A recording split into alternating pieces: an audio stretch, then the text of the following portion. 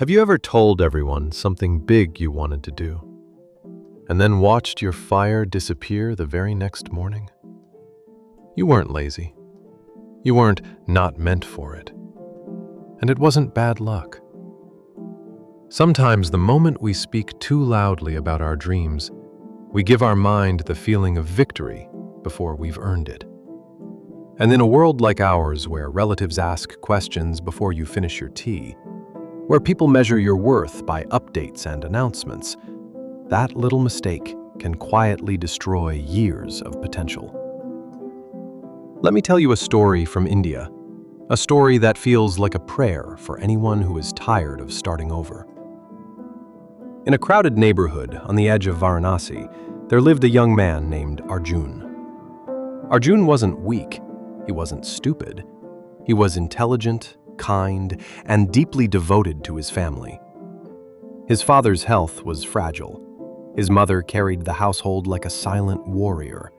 And Arjun, like many sons, felt the weight of Dharma on his shoulders.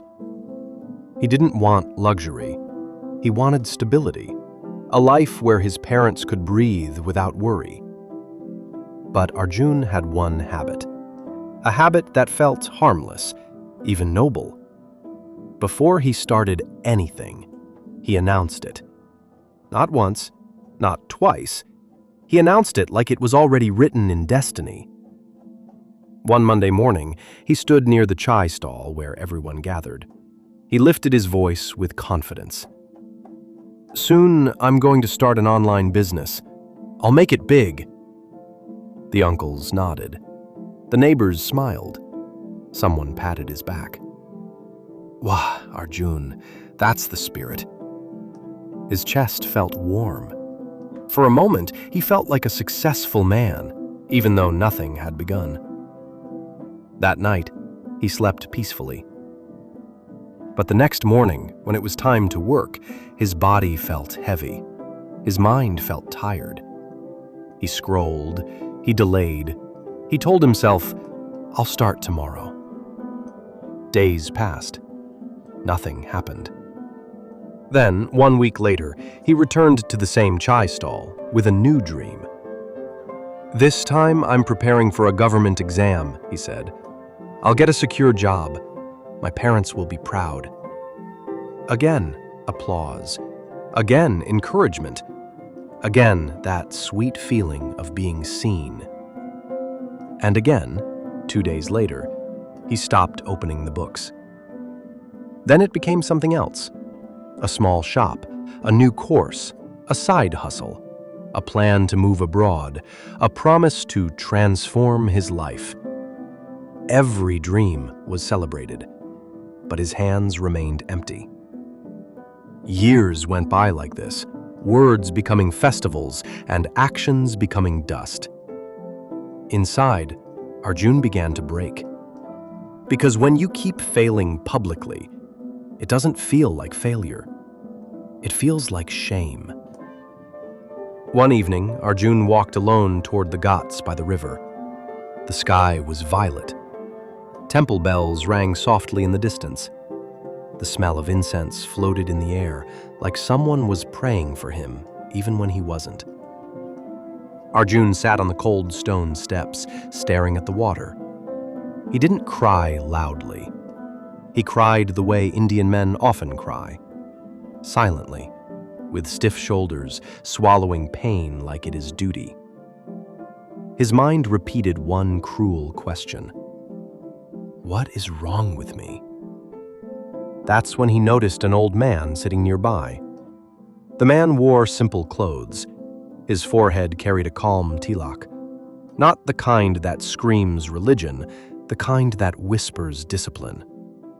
He was a temple caretaker, known in that area as Panditji. Not famous, not flashy, but respected. Panditji looked at Arjun and spoke gently. "Beta, you carry so much weight, but you walk like you're carrying air." Arjun forced a small smile. "I'm fine." Panditji didn't argue. He only asked, "Tell me, why are you tired before you begin?" That question cut deeper than any insult. Arjun's mouth trembled, and like a broken dam, the truth spilled out. I keep starting, I keep dreaming, but I lose the energy. I don't understand. People think I'm a joke now. Panditji listened without judgment. Then he said something unexpected.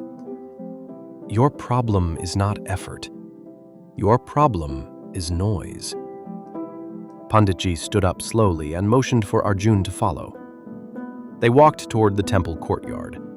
Under a small lamp, there was a tulsi plant, green, delicate, alive. Panditji picked up 2 seeds from a small cloth pouch. He placed one seed in Arjun's palm. Then he said, "Tomorrow morning, come here before sunrise. Bring this seed back." Arjun frowned. That's it? Panditji nodded. The next morning, Arjun arrived early. Panditji was already there, as if he never slept. The old man took the seed and pointed to a small patch of soil. He dug gently and buried the seed inside. Then he took another seed and placed it on a flat stone, right in the open, where anyone could see it. He said, "This one will be our announcement. This one will be our silence." Arjun watched, confused. Panditji continued, "The seed in the soil will be hidden. No one will clap for it. No one will praise it. But it will grow. The seed on the stone, everyone can see it. Everyone can talk about it. But it will dry. Because a seed needs darkness. It needs stillness. It needs time, without interference. That is not just gardening, Beta. That is life." Arjun swallowed. Panditji looked at him with soft eyes. "Your dreams are seeds, and you keep placing them on stones." Arjun protested gently. "But why do I lose motivation after people encourage me? Shouldn't support help?" Panditji smiled, like he had been waiting for that question. "Because praise gives you pleasure, and your mind mistakes pleasure for progress. When you announce your dream and people celebrate, a part of you feels like you have already achieved something. Your ego eats the reward that was meant for your effort. Then when it's time to work, there's no hunger left." Arjun stared at the ground. Panditji lowered his voice, turning the lesson spiritual. "In our tradition, Beta, we speak of karma. Karma is not magic. It is not punishment. It is the quiet law of reality. What you do repeatedly becomes your destiny. But there is another truth, too. Karma must be done with humility. When you do karma to impress the world, you are feeding ahamkara, the ego. And ego is like a fire that burns your energy, but gives no light." Arjun's eyes softened. For the first time, his failure didn't feel like a curse. It felt explainable. Fixable. Panditji then said the sentence Arjun needed most. "You are not broken. You are just leaking your power." Panditji gave Arjun a simple instruction. For the next 40 days, do not announce anything. Not to your friends, not to your neighbors, not to relatives who ask too many questions. Do your duty quietly. Choose one goal so small your ego refuses to brag about it. Arjun let out a small laugh. "What kind of goal?" Panditji pointed to a broom near the temple door. Start by sweeping this courtyard every morning for 10 minutes. Arjun blinked. That's not a dream. Panditji nodded. Exactly. That is why it will save you. So Arjun began. Day 1. He swept quietly. His mind screamed, "This is pointless." But he did it anyway. Day 5. He noticed the courtyard looked cleaner. No one applauded, but something inside him felt steady.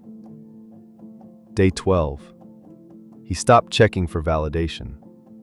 He started enjoying the silence of early morning. Day 18. He added one more thing. 30 minutes of focused study after sweeping. Still no announcements. Day 25. When relatives asked, "So, what's new? Any big plan?" Arjun simply smiled. "Nothing much. I'm fine." And for the first time, he didn't feel the urge to prove himself. Day 33. He felt energy returning. Not loud energy, quiet energy. The kind that doesn't need a stage. Day 40. Panditji asked him, "How do you feel?" Arjun answered honestly, "I feel peaceful." Not because life is perfect, but because my mind is not begging anymore. One morning, Arjun entered the temple courtyard and froze. A tiny green sprout had emerged from the soil. The seed that was buried, the one no one talked about, had begun to grow. The seed on the stone was still there too, dry, cracked, lifeless. Arjun felt chills. Panditji said softly, "Now you understand." Arjun whispered, "Yes. My dreams don't need announcements. They need devotion." Panditji smiled. "Do your karma and offer the rest to God. The fruit comes in its own season." Maybe you needed this message today. Maybe you've been feeling stuck, tired, ashamed, not because you lack talent, but because you keep giving away your power through noise. So here is your gentle instruction.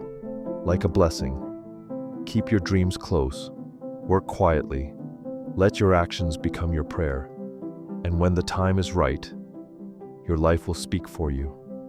If this story found you at the exact moment you needed it, comment, silence, and tell me, what dream are you protecting right now? Subscribe for more healing stories rooted in Indian spiritual wisdom.